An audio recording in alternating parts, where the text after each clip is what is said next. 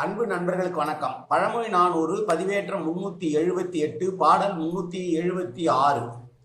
கூவி கொடுப்பது ஒன்று இல் எனினும் சார்ந்தார்க்கு தூவி பயின்றாரே துன்பம் துடைக்கிற்பார். வாய்ப்பத்தான் வாடிய கண்ணும் பெரும் குதிரை யாப்புள் வேறு ஆகிவிடும். ஈகை குணம் உள்ளவர்கள் வறியவர்களாயிருந்த போதிலும் அந்த குணத்தை விட்டு நீங்காமல் இருப்பார்கள் என்று சொல்லுகிற பாடல். மற்றொன்று, வறுமையே வந்தாலும் கூட ஈகை குணத்தை மறக்காதே என்று சொல்லுகிற பொருள் பொதிந்த பாடல் இது. போர் குதிரை, சிறந்த ஒரு போர் குதிரை தன்னால் முடியாவிட்டாலும் கூட போர் என்று வந்துவிட்டால் அது ஆண்மை கொண்டு நிற்குமா.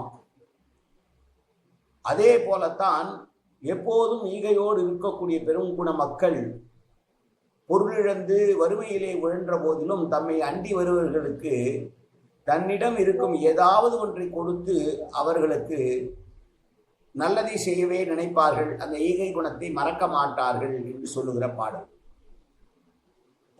போர் குதிரையானது உடலே நோயுற்றிருந்தாலும் போர் என்று வந்துவிட்டால் ஆண்மையோடு நிற்கும். தன்னால் முடியாவிட்டாலும் கடைசி வரைக்கும் போராட வேண்டும் என்று நினைக்குமா.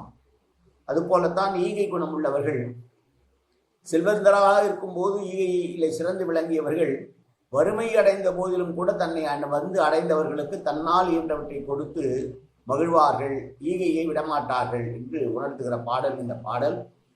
மீண்டும் பாடலை பார்ப்போம். கூவி கொடுப்பது ஒன்று இல் எனினும் சார்ந்தார்க்கு தூவி பயின்றாரே துன்பம் துடைக்கிற்பார். வாய்ப்பத்தான் வாடிய கண்ணும் பெரும் குதிரை யாப்புள் வேறு ஆகிவிடும். நன்றி, வணக்கம்.